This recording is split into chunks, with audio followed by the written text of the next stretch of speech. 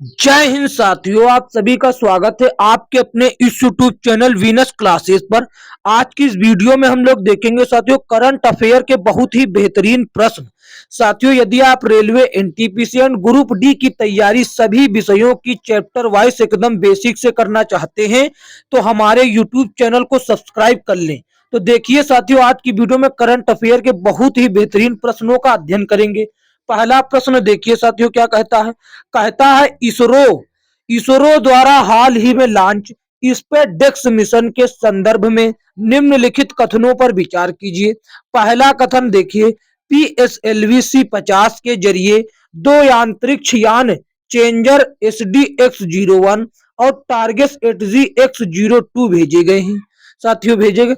और देखिए, और क्या कहता है, दूसरा कथन कहता है स्पेस डेक्स का पूरा नाम स्पेस डॉकिंग एक्सपेरिमेंट है। तीसरा कथन कहता है इस मिशन को श्रीहरिकोटा स्थित सतीश धवन अंतरिक्ष केंद्र से लॉन्च किया गया। तो देखिए, पहली बात तो ये यहां से तो लॉन्च किया गया, तीसरा तो एकदम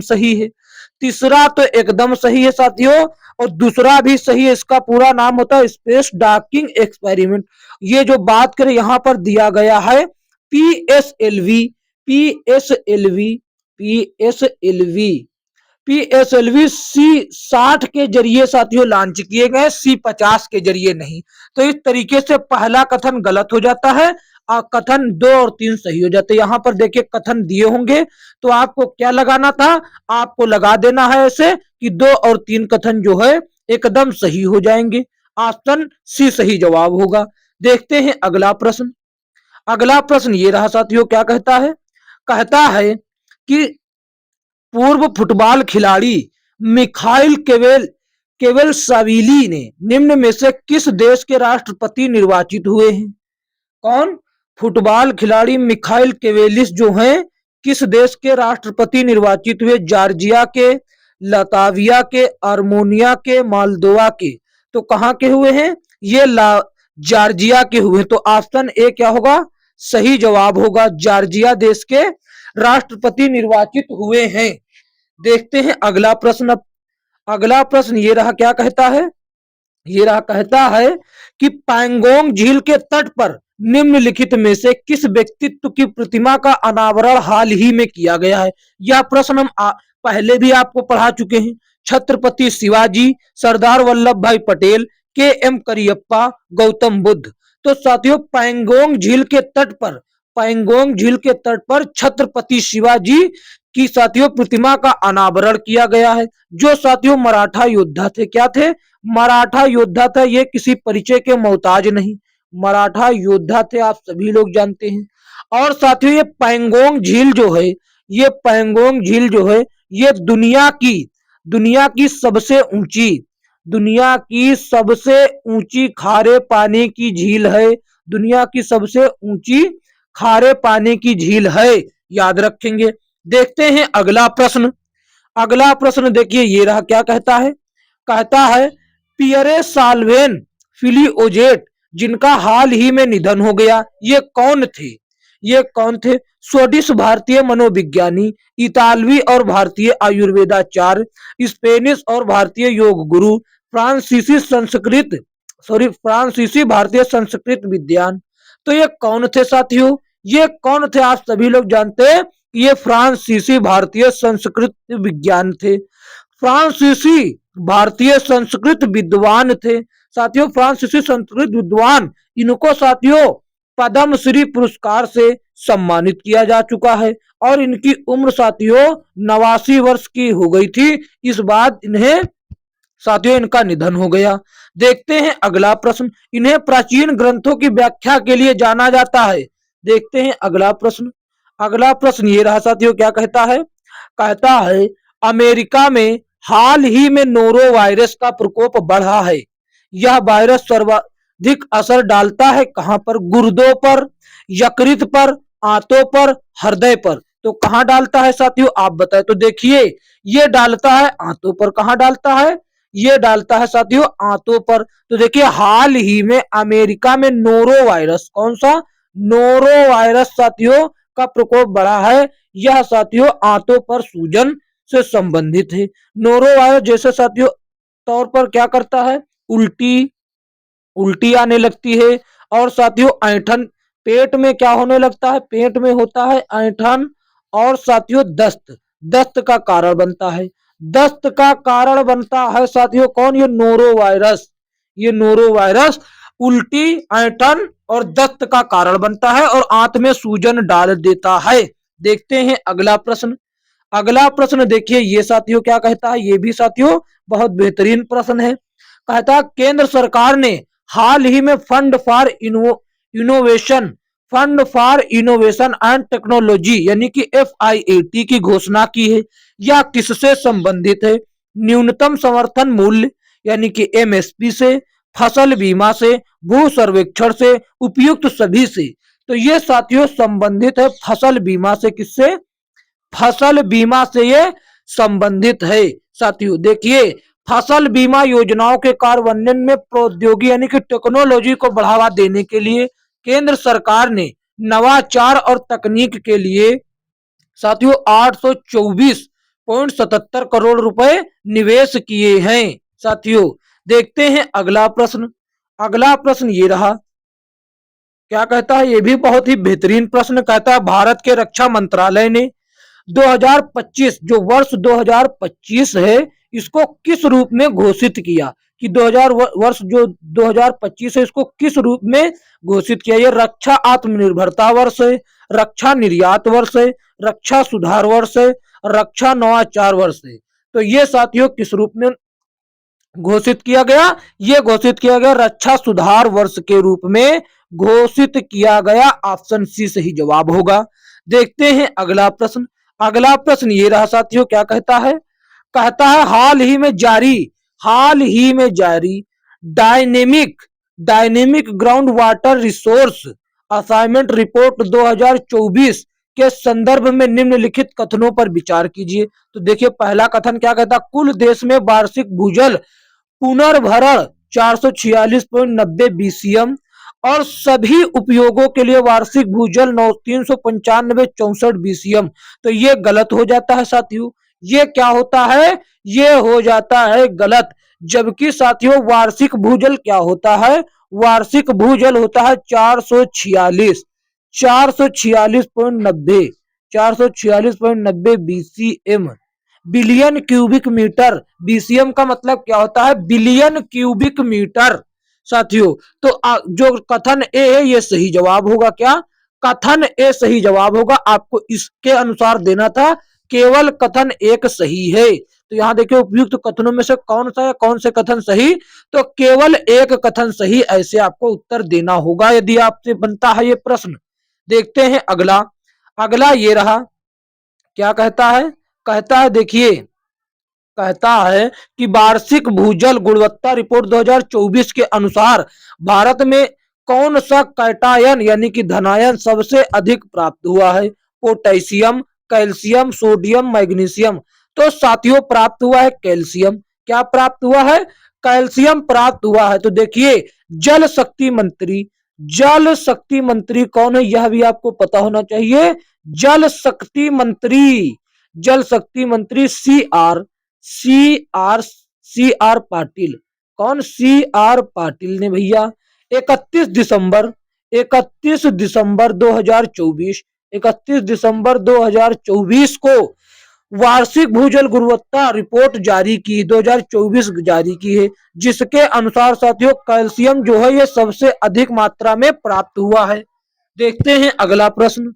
अगला प्रश्न ये रहा, क्या कहता है, ये देखिए क्या कहता है कि संतोष ट्रॉफी 2024 के संदर्भ में निम्नलिखित कथनों पर विचार कीजिए। पहला कथन क्या कहता है, केरल ने पश्चिम बंगाल को हराकर संतोष ट्रॉफी 2024 जीती।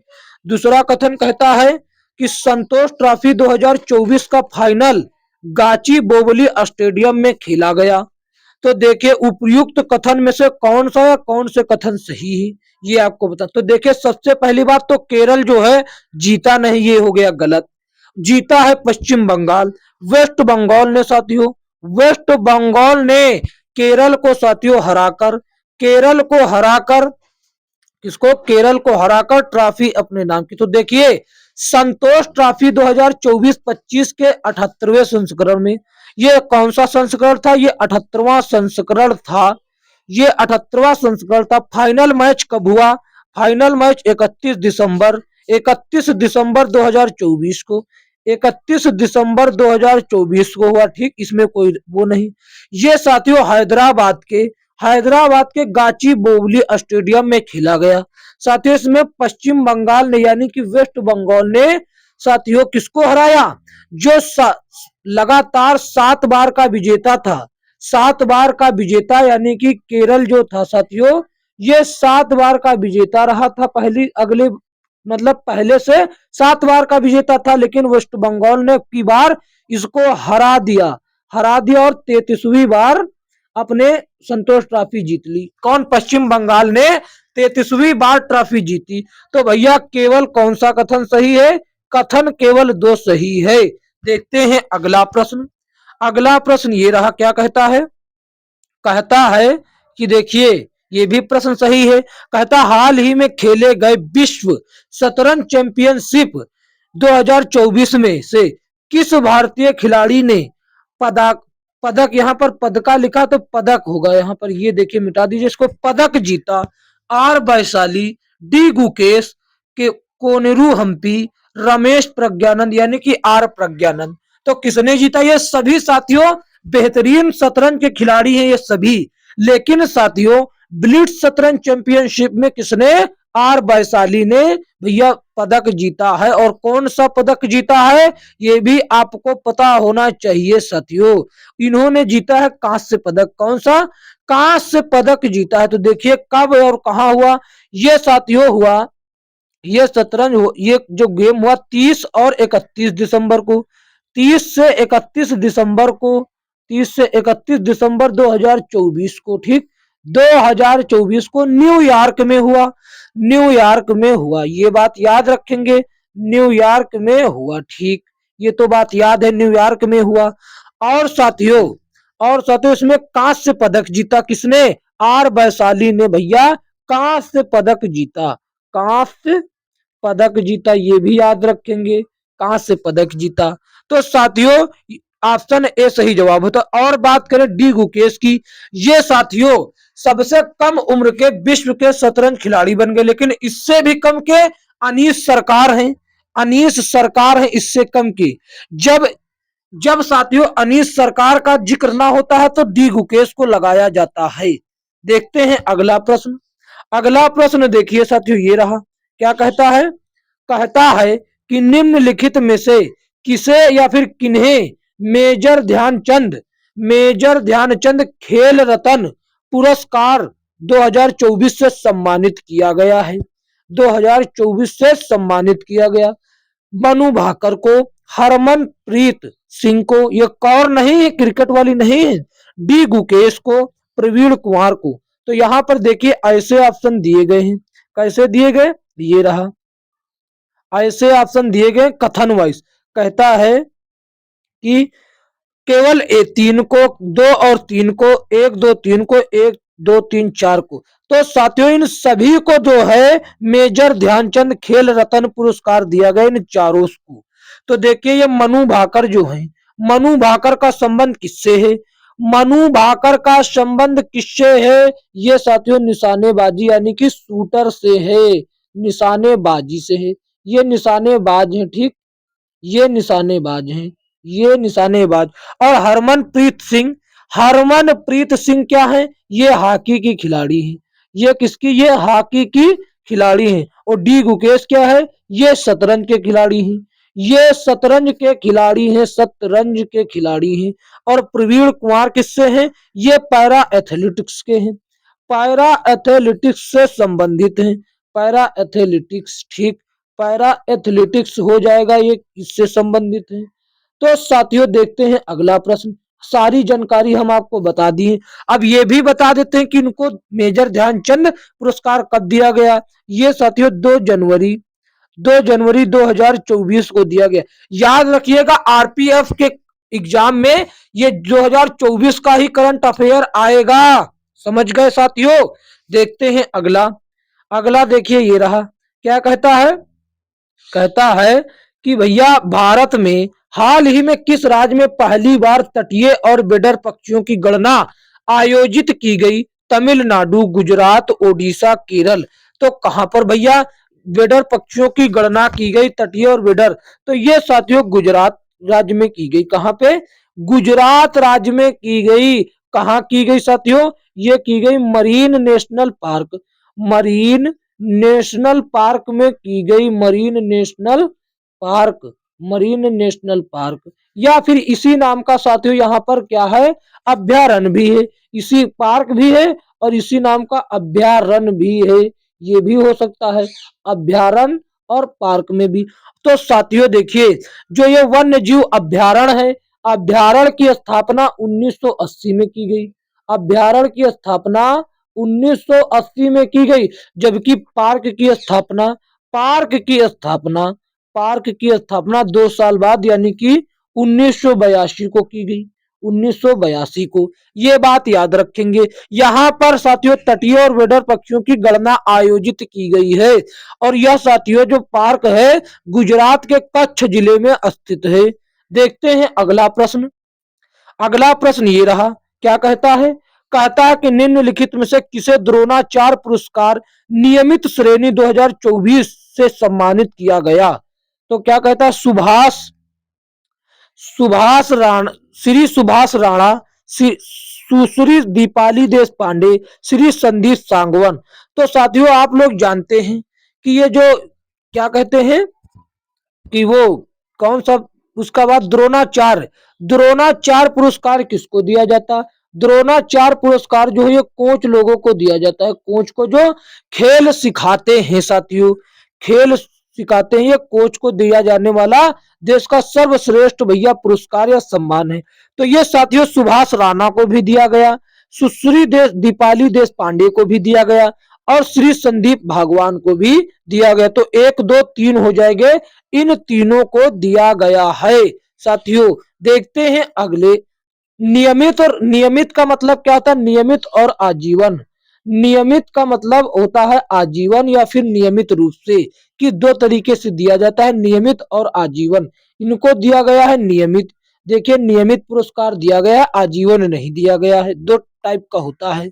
ये रहा साथियों अगला प्रश्न, कहता है भारतीय स्टेट बैंक के उपभोग व्यय सर्वेक्षण पर शोध के संदर्भ में निम्नलिखित कथनों पर विचार करें। पहला कथन कहता है 2023-24 में गरीबी, ग्रामीण गरीबी दर 14.86% हो गई। और दूसरा कथन कहता है 2023-24 में शहरी गरीबी दर 11.09% हो गई।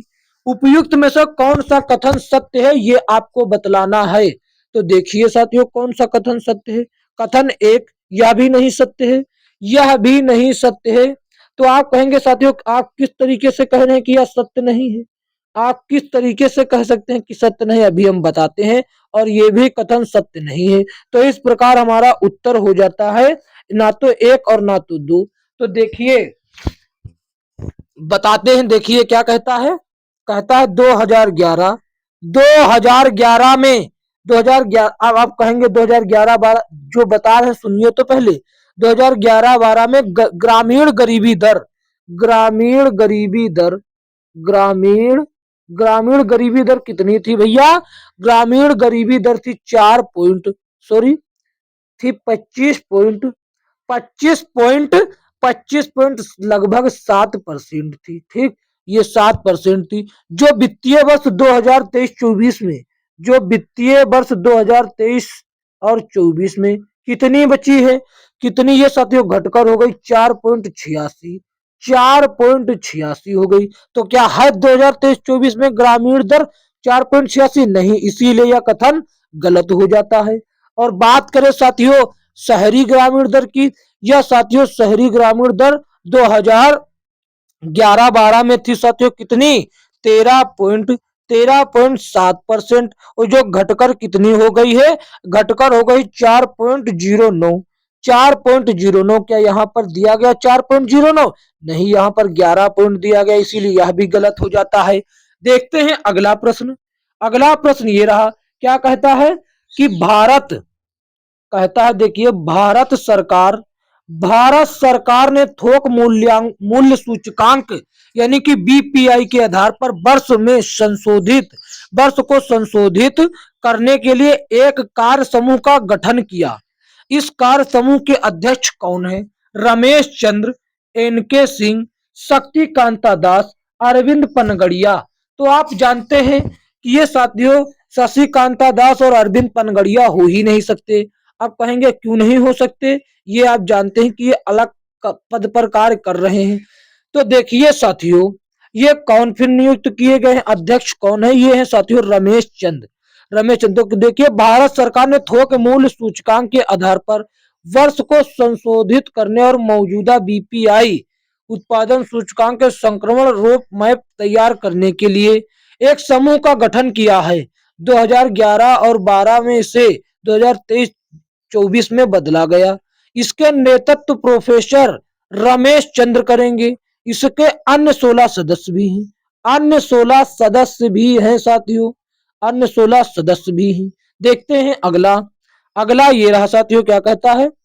कहता है कि निम्न में से किस देश के सार्वजनिक स्थानों पर महिलाओं के हिजाब या बुर्का किसी अन्य प्रकार से चेहरा ढकने पर हाल ही में प्रतिबंध लगा दिया गया है? बताइए, हाल ही में लगाया गया है, वो पहले का बात हो चुका था, उसका बात जाने दीजिए एक बार हुआ। अब कहा हाल ही में लगाया गया है? स्विट्जरलैंड में हाल ही में लगाया गया है। कब लगाया गया है? या 1 जनवरी 2025 को लगाया गया है साथियों। 2025 को लगाया गया। यदि किसी ने इसका उल्लंघन किया तो उसको 96,000 रुपया का जुर्माना देना होगा। समझे? 96,000 रुपया का जुर्माना देना पड़ेगा। तो साथियों, स्विट्जरलैंड में हिजाब या बुर्का या किसी अन्य प्रकार से चेहरा ढकने के लिए प्रतिबंध कर दिया गया। यदि कोई इसका उल्लंघन करता है तो उसे 96,000 रुपया तक जुर्माना देना पड़ सकता है। देखते हैं अगला। बेहतरीन प्रश्न था।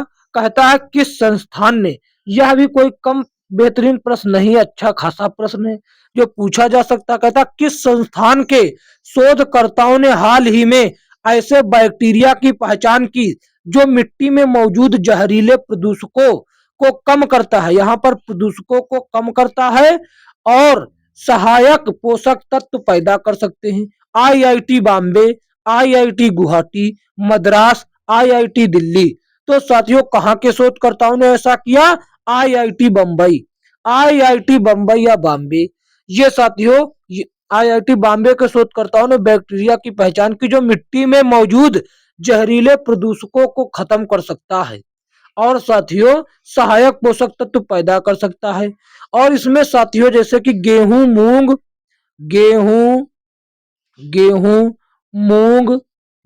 मूंग और पालक और साथियों सोया मेथी और साथियों और पत्तेदार सब्जियों में 40 से 50% तक वृद्धि हो सकता है। 40 से 50% तक वृद्धि हो सकता है इस बैक्टीरिया के कारण। देखते हैं अगला ये रहा साथियों, क्या कहता है? ये देखिए, कहता है इसरो ने पीएसएलवी C6 पोयम 4 प्लेटफॉर्म पर अंतरिक्ष में भेजे गए किस फसल के बीज माइक्रोग्रेविटी स्थितियों में अंकुरित किए। यानी कि जो इसरो ने पीएसएलवी C60 पोयम 4 प्लेटफॉर्म पर भेजा था साथियों, वहां पर किस माइक्रोग्रेविटी की स्थितियों में किस बीज के अंकुरण का साथियों साक्षात प्रमाण देखा गया? राजमा, चना, मूंग, लोबिया या बोडा। तो साथियों लोबिया के बीजों का अंकुरण देखा गया। ऑप्शन डी सही जवाब होगा। देखते हैं अगला प्रश्न। देखते हैं अगला क्या है। ये रहा साथियों, कहता है कि 20 नंबर कहता पूर्व अमेरिकी राष्ट्रपति जिमी कार्टर के नाम पर बसा एक गांव कार्टरपुरी कहाँ स्थित है? ये साथियों कोई करंट का प्रश्न नहीं है।